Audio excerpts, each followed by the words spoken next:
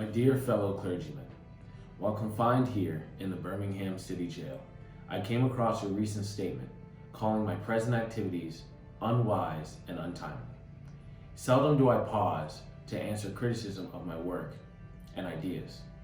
If I sought to answer all the criticism that crosses my desk, my secretaries would have little time for anything other than such correspondence in the course of the day, and I would have no time for constructive work.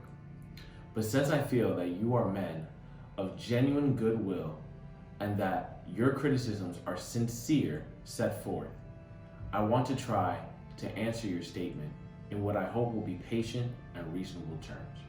I think I should indicate why I'm here in Birmingham, since you have been influenced by the view which argues against outsiders coming in. I have the honor of serving as president of the Southern Christian Leadership Conference, an organization operating in every southern state, which headquarters in Atlanta, Georgia. We have some 85 affiliated organizations across the South, and one of them is the Alabama Christian Movement for Human Rights. Frequently, we share staff, educational, and financial resources with our affiliates.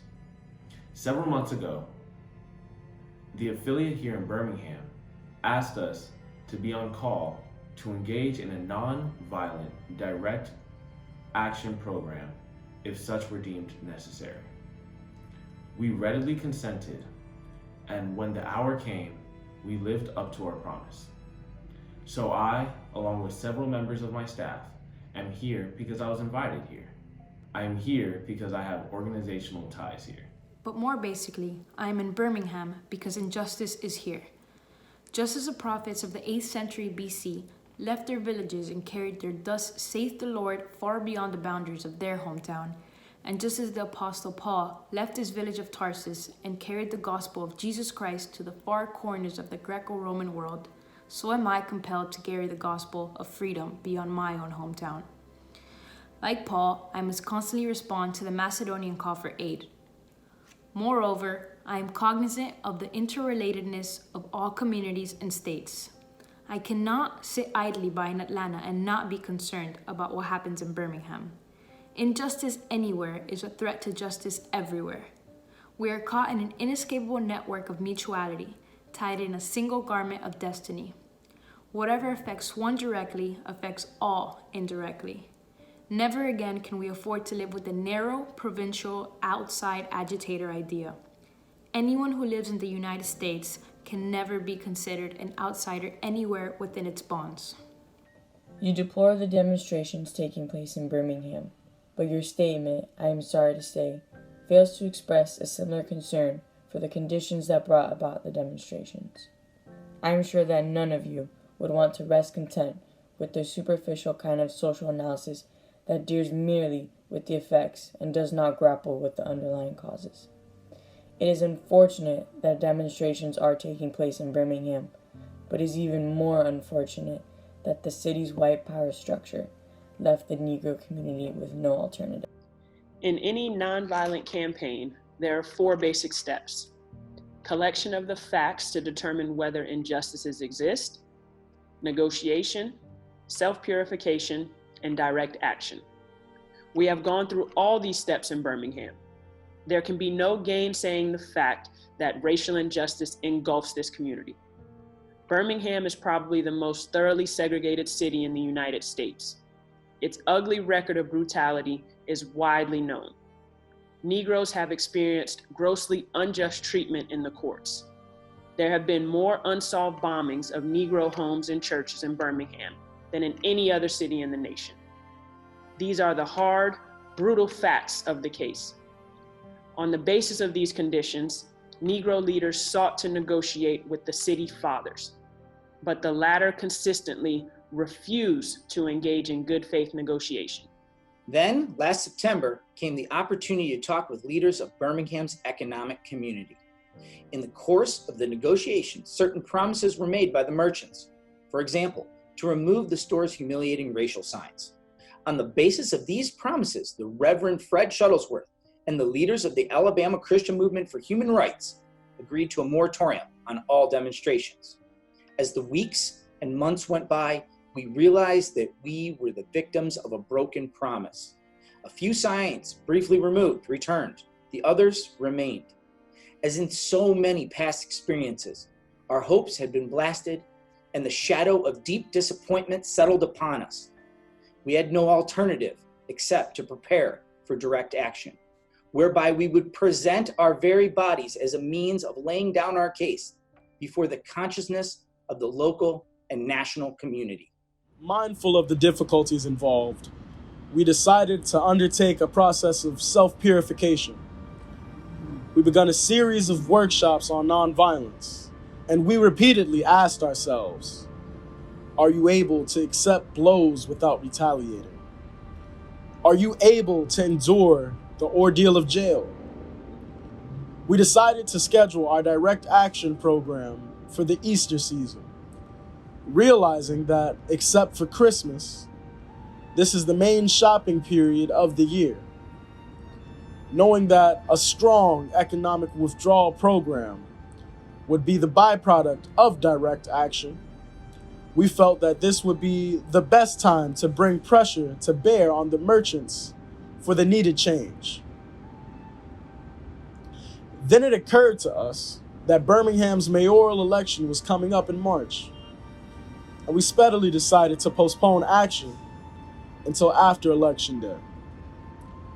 When we discovered that the Commissioner of Public Safety, Eugene Bull Connor, had piled up enough votes to be in the runoff, we decided, again, to postpone action until the day after the runoff, so the demonstrations cannot be used to cloud the issues.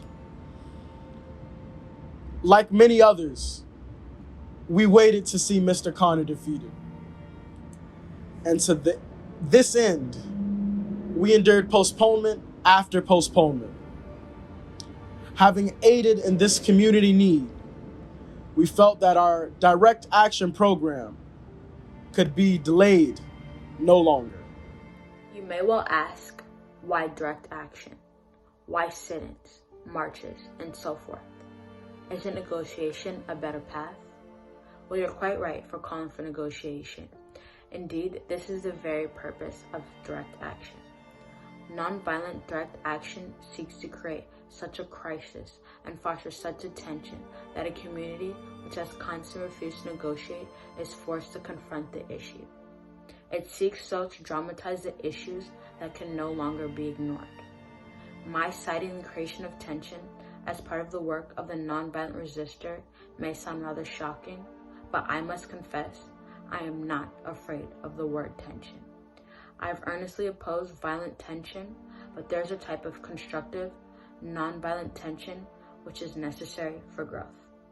Just as Socrates felt that it was necessary to create a tension in the mind so that individuals could rise from the bondage of myths and half-truths to the unfettered realm of creative analysis and objective appraisal, so must we see the need for nonviolent gadflies to create the kind of tension in society that will help men rise from the dark depths of prejudice and racism to the majestic heights of understanding and brotherhood. The purpose of our direct action program is to create a situation so crisis-packed that it will inevitably open the door to negotiation. I therefore concur with you in your call for negotiation. Too long has our beloved Southland been bogged down in a tragic effort to live in monologue rather than dialogue. One of the basic points in your statement is that the action that I and my associate have taken in Birmingham is untimely. Some have asked, why didn't you give the new city administration time to act? The only answer that I can give to this query is that the new Birmingham administration must be private about as much as the outgoing one before it will act. We are sadly mistaken if we feel that the election of Mr. Albert Boutwell as the mayor will bring the millennium to Birmingham. While Mr. Boutwell is a much more gentle person than Mr. Connor, they are both segregationists dedicated to maintenance of the status quo.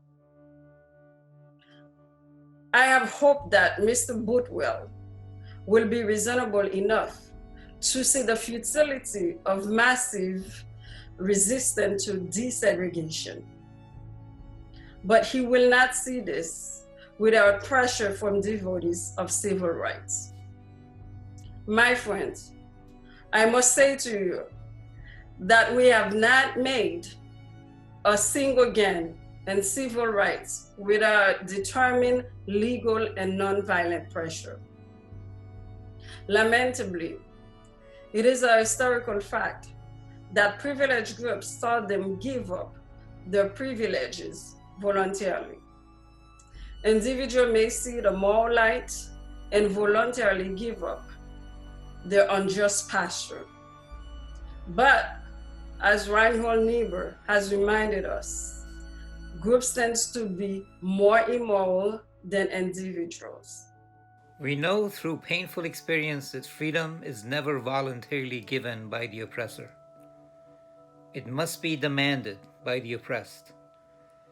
Frankly, I have yet to engage in a direct action campaign that was well timed in the view of those who have not suffered unduly from the disease of segregation. For years now, I have heard the word wait.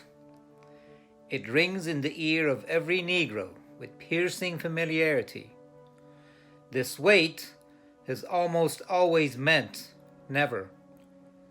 We must come to see, with one of our distinguished jurists, that justice too long delayed is justice denied. We have waited for more than 340 years for our constitutional and God-given rights. The nations of Asia and Africa are moving with jet-like speed toward gaining political independence. But we still creep at horse and buggy pace toward gaining a cup of coffee at the lunch counter.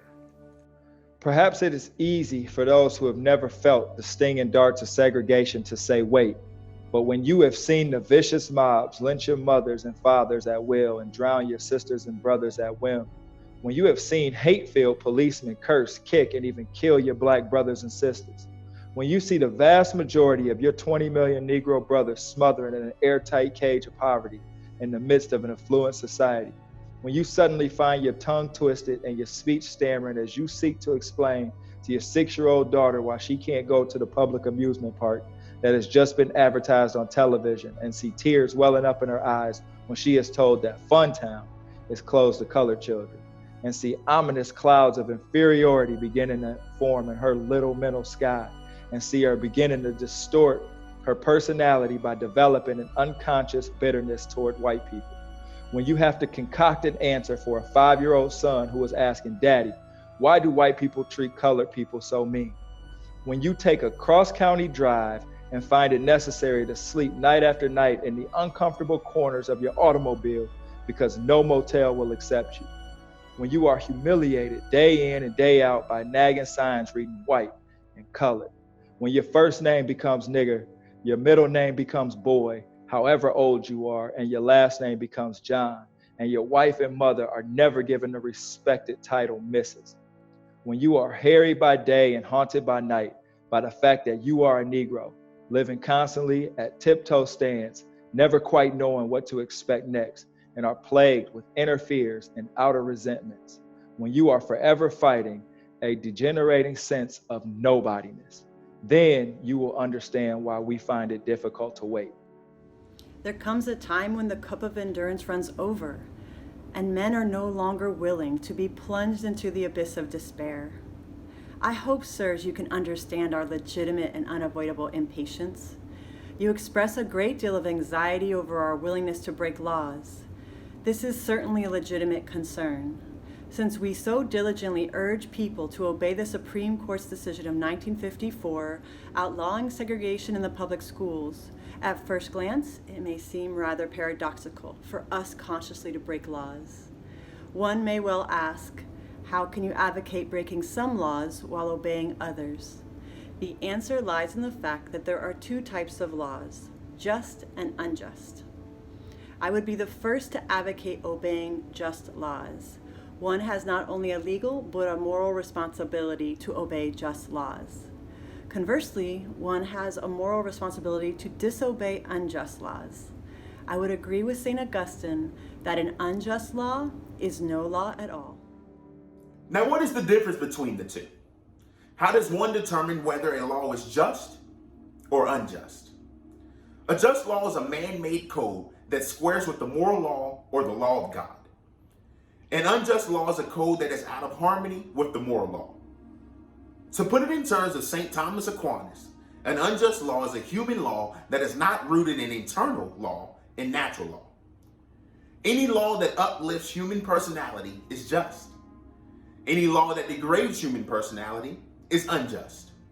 All segregation statutes are unjust because segregation distorts the soul and damages the personality. It gives the segregator a false sense of superiority and the segregated a false sense of inferiority. Segregation, to use the terminology of the Jewish philosopher Martin Buber, substitutes an I-it relationship for an I-thou relationship and ends up regulating persons to the statutes of things. Hence, segregation is not only politically, economically, and sociologically unsound, it is morally wrong and sinful. Paul Tillich has said that sin is separation. Is not segregation an existential expression of man's tragic separation, his awful estrangement, his terrible sinfulness? Thus, it is that I can urge men to obey the 1954 decision of the Supreme Court, for it is morally right. And I can urge them to disobey segregation ordinances, for they are morally wrong. Let us consider a more concrete example of just and unjust laws. An unjust law is a code that a numerical or power majority group compels a minority group to obey, but does not make binding on itself. This is difference made legal. But by the same token, a just law is code that a majority compels a minority to follow and that it is willing to follow itself. This is sameness made legal. Let me give another explanation. A law is unjust if it is inflicted on a minority that, as a result of being denied the right to vote, had no part in enacting or devising the law. Who can say that the legislature of Alabama, which set up that state's segregation laws, was democratically elected?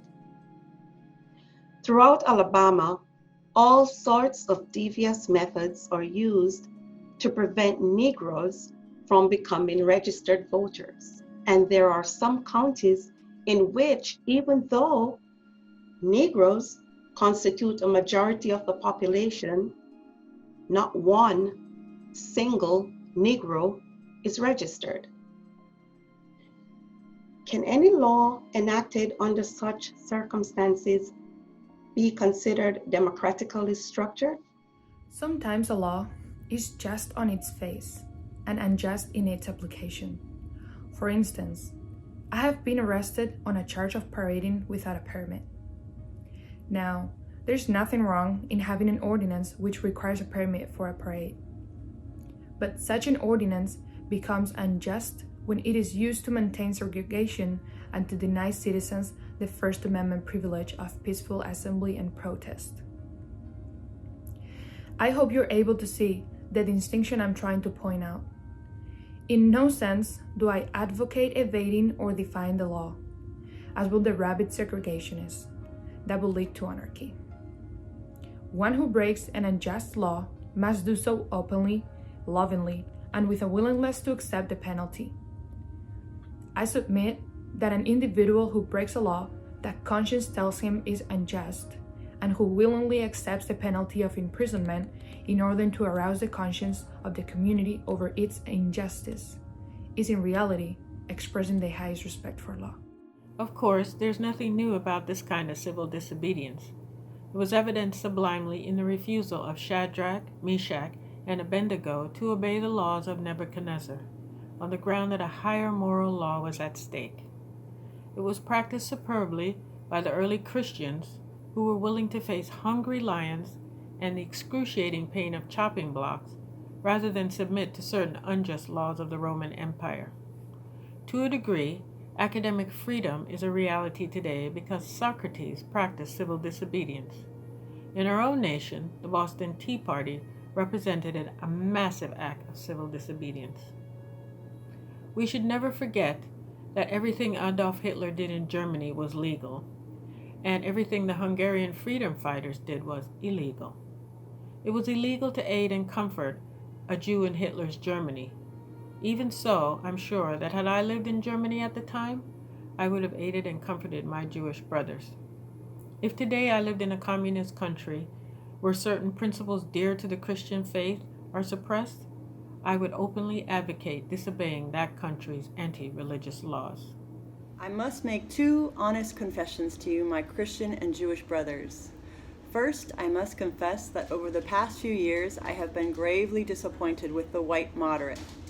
I have almost reached the regrettable conclusion that the Negro's great stumbling block in his stride towards freedom is not the white citizen's counselor or the Ku Klux Klanner, but the white moderate, who is more devoted to order than to justice. Who prefers a negative peace in which the absence of tension is to a positive peace, which is the presence of justice. Who constantly says, I agree with you in the goal you seek, but I cannot agree with your methods of direct action. Who patternistically believes he can set the timetable for another man's freedom, who lives by a mythical concept of time, and who constantly advises the Negro to wait for a more convenient season. Shallow understanding from people of goodwill is more frustrating than absolute misunderstanding from people of ill will. Lukewarm acceptance is much more bewildering than outright rejection. I had hoped that the white moderate would understand that law and order exists for the purpose of establishing justice, and that when they fail in this purpose, they become the dangerously structured dams that block the flow of social progress. I had hoped that the white moderate would understand that the present tension in the South is a necessary phase of the transition from an obnoxious negative peace, in which the Negro passively accepted his unjust plight, to a substantive and positive peace in which all men will respect the dignity and worth of human personality. Actually, we who engage in nonviolent, direct action are not the creators of tension. We merely bring to the surface the hidden tension that is already alive. We bring it out in the open, where it can be seen and dealt with. Like a boil that can never be cured so long as it is covered up, but must be opened with all its ugliness to the natural medicines of air and light. Injustice must be exposed, with all the tension exposure creates to the light of human conscience and the air of national opinion before it can be cured. In your statement, you assert that our actions, even though peaceful, must be condemned because they precipitate violence. But is this a logical assertion? Isn't this like condemning a robbed man because his possessions of money precipitate the evil act of robbery? Isn't this like condemning Socrates because his unswerving commitment to the truth of his philosophical inquiries precipitated by the act of misguided populace in which they made him drink hemlock? Isn't this like condemning Jesus because his unique God consciousness that never ceased devotion to God's will precipitated the evil act of crucifixion? We must come to see that, as the federal courts have consistently affirmed, it is wrong to urge an individual to cease his efforts to gain the basic constitutional rights because the quest may precipitate violence. Society must protect the robbed and punish the robber. I had also hoped that the white moderate would reject the myth concerning time in relation to the struggles of freedom. I have just received a letter from a white brother in Texas. He writes, all Christians know that the colored people will receive equal rights eventually. But it is possible that you are in too great a religious hurry. It has taken Christianity 2,000 years to accomplish what it has. The teachings of Christ take time to come to earth. Such an attitude stems from a tragic misconception of time, from the strangely irrational notion that there is something in the very flow of time that will inevitably cure all ills. Actually, time itself is neutral. It can be used either destructively or constructively. More and more, I feel that the people of ill will have used time much more effectively than have the people of goodwill. We will have to repent in this generation, not merely for the hateful words and actions of the bad people, but for the appalling silence of the good people. Human progress never rolls in on wheels of inevitability. It comes through the tireless efforts of people willing to be co-workers with God. And without this hard work, time itself becomes an ally of the forces of social stagnation. We must use time creatively in the knowledge that the time is always ripe to do right. Now is the time to make real the promise of democracy and transform our pending national elegy into a creative psalm of brotherhood and sisterhood. Now is the time to lift our national policy from the quicksand of racial injustice to the solid rock of human dignity. You speak of our activity in Birmingham as extreme. At first, I was rather disappointed that fellow clergymen would see my nonviolent efforts as those of an extremist. I began thinking about the fact that I stand in the middle of two opposing forces in the Negro community. One is a force of complacency, made up in part of Negroes who, as a result of long years of oppression, are so drained of self-respect and a sense of somebodyness that they have adjusted to segregation. And in part of a few middle-class Negroes who, because of a degree of academic and economic security, and because in some ways they profit by segregation, have become insensitive to the problems of the masses. The other force is one of bitterness and hatred, and it comes perilously close to advocating violence. It is expressed in the various black nationalist groups that are springing up across the nation, the largest and best known being Elijah Muhammad's Muslim movement. Nourished by the Negro's frustration over the continued existence of racial discrimination, this movement is made up of people who have lost faith in America, who have absolutely repudiated Christianity, and who have concluded that the white man is an incorrigible devil. I have tried to stand between these two forces, saying that we need to emulate neither the do-nothingism of the complacent nor the hatred and despair of the black nationalists, for there is more excellent way of love and nonviolent protest. I'm grateful to God that through the influence of the Negro Church, the way of nonviolence became an integral part of our struggle. If this philosophy had not emerged by now, the streets of the South would. I am convinced, be flowing with blood, and I am further convinced that if our white brothers dismiss as rabble-rousers and outside agitators those of us who would employ nonviolent direct action, refuse to support our nonviolent efforts, millions of Negroes will go out in frustration and despair, seek solace and security in black nationalist ideologies, a development that would inevitably lead to frightening and a racial nightmare. Oppressed people cannot remain repressed forever. The yearning freedom eventually manifests itself, and that is what has to be happening to the American Negro. Something within has reminded him of the birthright of freedom, and something without reminded him that can be taken as it is gained. Consciously and unconsciously, it has been caught up by the Zetas and the black brothers of Africa and his brown and yellow brothers of Asia, South America, and the Caribbean and the United States of America. The Negro is moving with a sense of great urgency toward the promised land of racial injustice. If one recognizes this vital urge that has engulfed the Negro community, one should readily understand why public demonstrations are taking place. The Negro has many pent-up resentments and latent frustrations, and he must release them. So let him march. Let him make prayer pilgrimage to the City Hall. let him go on freedom rides and try to understand why he must do so. If his repressed emotions are not released in non-violent ways, they will seek expression through violence. This is not a threat, but a fact of history. So I have not said to my people, get rid of your discontent. Rather, I have tried to say that this normal and healthy discontent can be channeled into the creative outlet of non-violent direct action.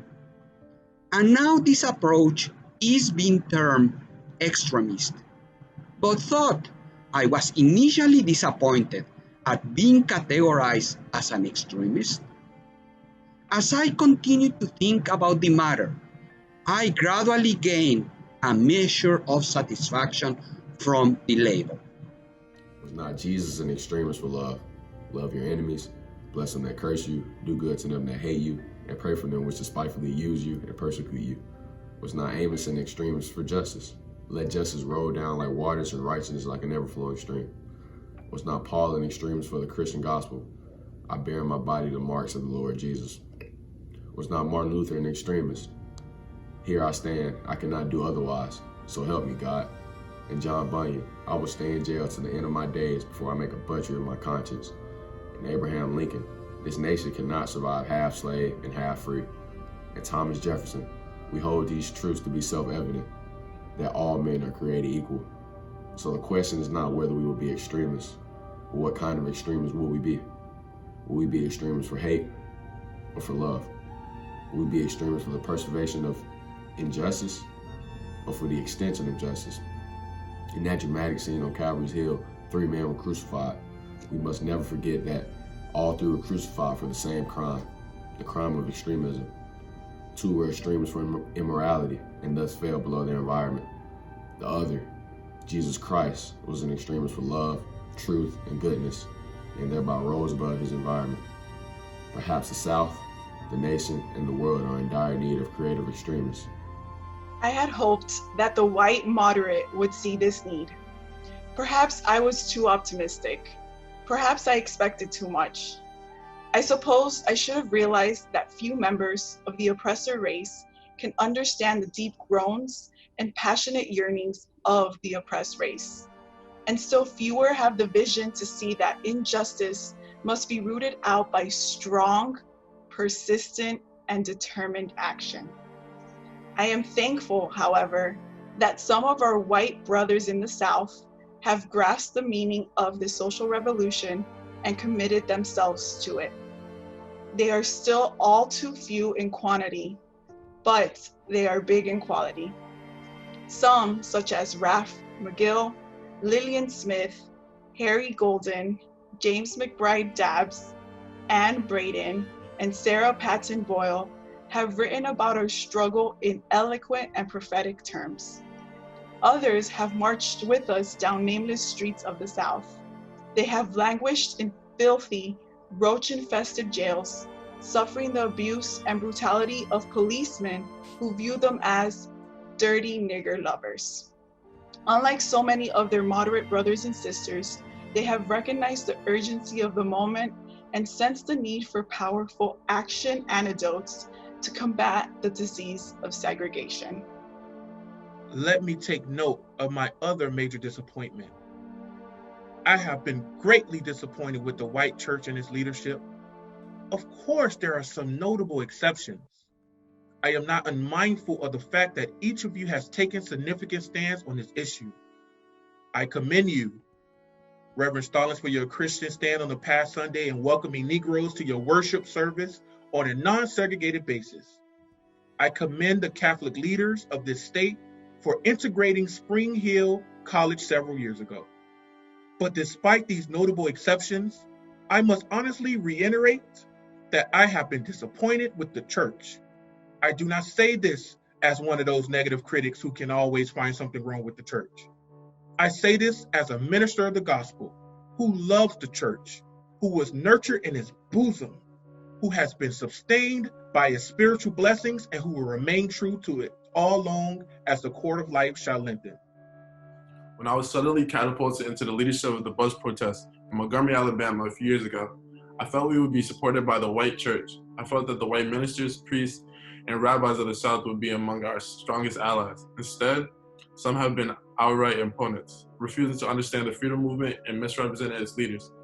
All too many others have been more cautious than courageous and have remained silent behind the anesthetizing security of stained glass windows.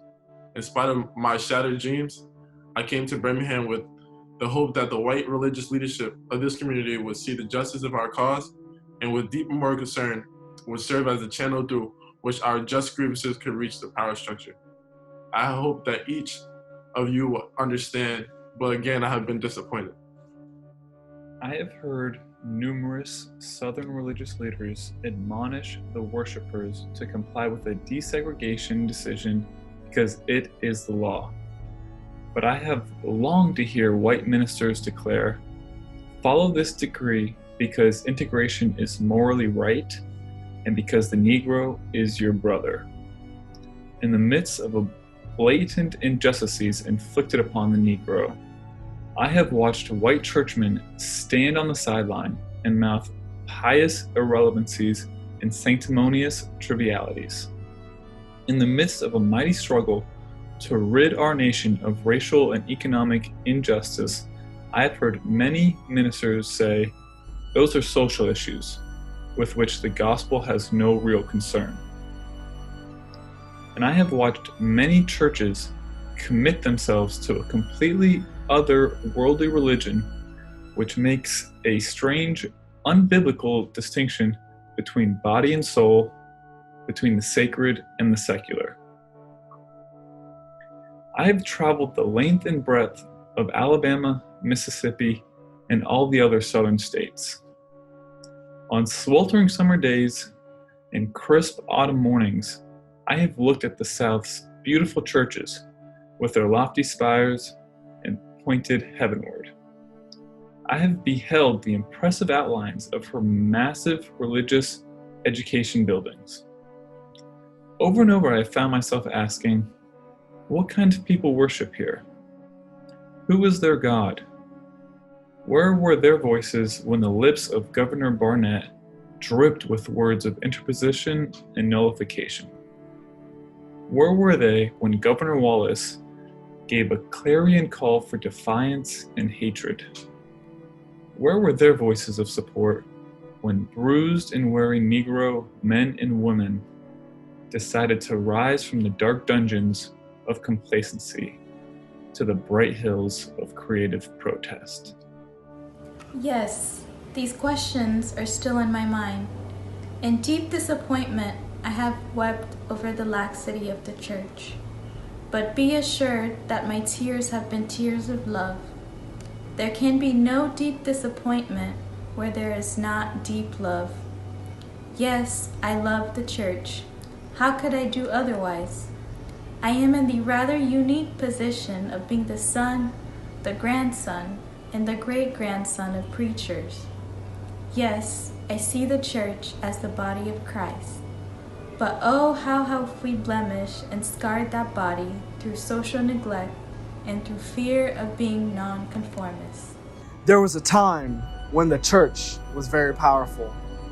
In the time when the early Christians rejoiced at being deemed worthy to suffer for what they believed. In those days, the church was not merely a thermometer that recorded the ideas and principles of popular opinion. It was a thermostat that transformed the mores of society.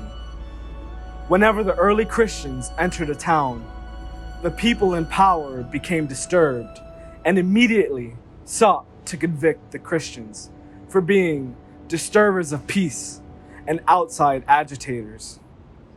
But the Christians pressed on in the conviction that they were a colony of heaven, called to obey God rather than man. Small number, they were big in commitment.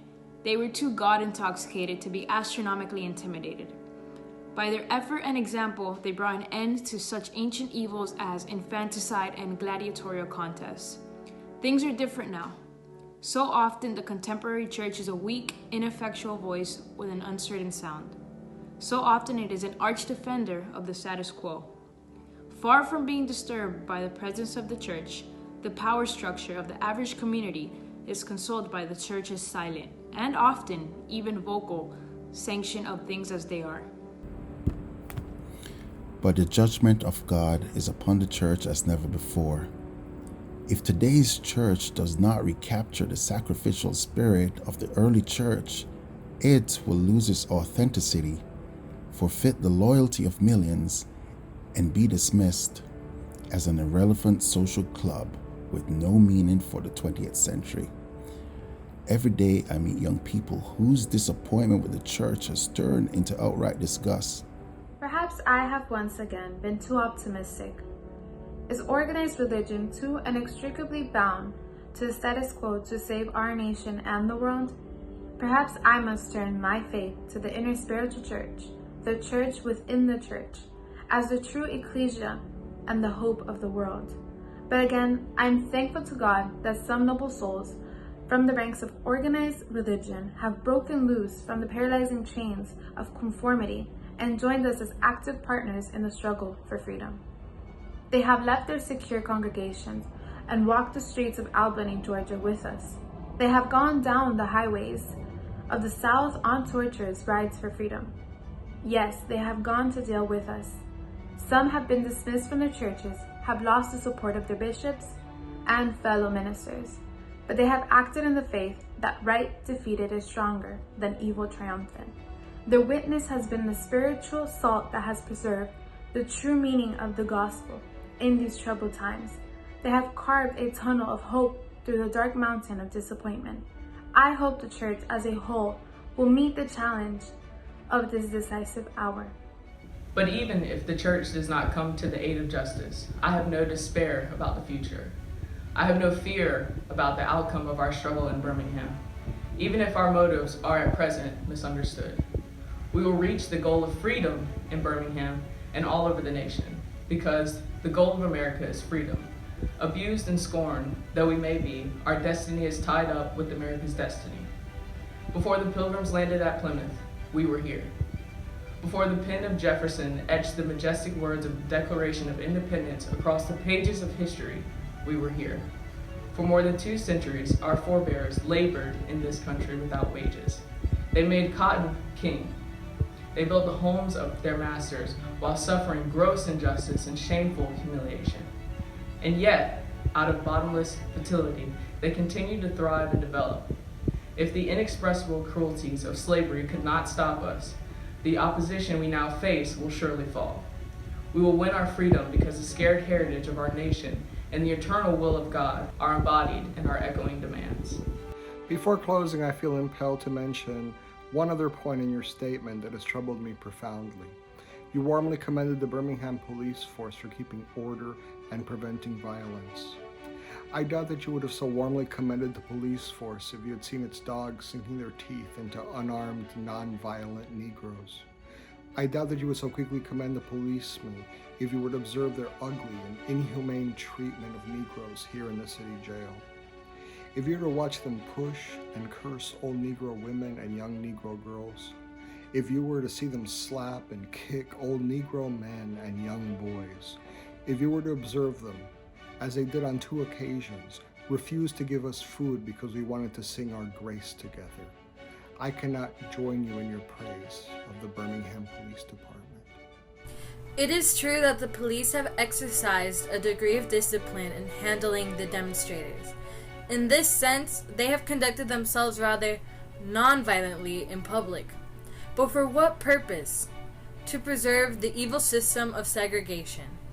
Over the past few years, I have consistently preached that nonviolence demands that the means we use must be as pure as the ends we seek. I have tried to make clear that it is wrong to use immoral means to attain moral ends. But now, I must affirm that it is just as wrong, or perhaps even more so, to use moral means to preserve immoral ends. Perhaps Mr. Connor and his policemen have been rather nonviolent in public, as was Chief Pritchett in Albany, Georgia. but they have used the moral means of nonviolence to maintain the moral end of racial injustice. As T.S. Eliot has said, "The last temptation is the greatest treason, to do the right deed for the wrong reason." I wish you had commended the Negro sit-inners and demonstrators of Birmingham for their sublime courage, their willingness to suffer, and their amazing discipline in the midst of great provocation. One day the South will recognize its real heroes. They will be the James Merediths, with the noble sense of purpose that enables them to face jeering and hostile mobs, and with the agonizing loneliness that characterizes the life of the pioneer. They will be old, oppressed, battered Negro women, symbolized in a 72-year-old woman in Montgomery, Alabama, who rose up with a sense of dignity and with her people decided not to ride segregated buses, and who responded with ungrammatical profundity to one who inquired about her weariness. "My feet is tired, but my soul is at rest." They will be the young high school and college students, the young ministers of the gospel and a host of their elders, courageously and non-violently sitting in at lunch counters and willingly going to jail for conscience sake. One day the South will know that when these disinherited children of God sat down at lunch counters, they were in reality standing up for what is best in the American dream and for the most sacred values in our Judeo-Christian heritage, thereby bringing our nation back to those great wells of democracy which were dug deep by the Founding Fathers in their formulation of the Constitution and the Declaration of Independence. Never before have I written so long a letter. I'm afraid it is much too long to take your precious time. I can assure you that it would have been much shorter if I had been writing from a comfortable desk. But what else can one do when he's alone in a narrow jail cell other than write long letters, think long thoughts, and pray long prayers? If I have said anything in this letter that overstates the truth and indicates an unreasonable impatience, I beg you to forgive me.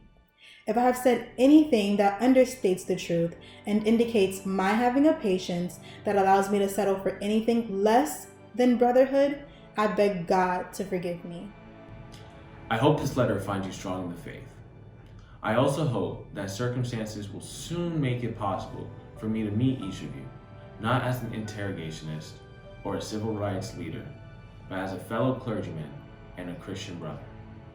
Let us all hope that the dark clouds of racial prejudice will soon pass away and the deep fog of misunderstanding will be lifted from our fear-drenched communities, and in some not too distant tomorrow, the radiant stars of love and brotherhood will shine over our great nation with all their scintillating beauty. Yours, the cause of peace and brotherhood. Martin Luther King Jr.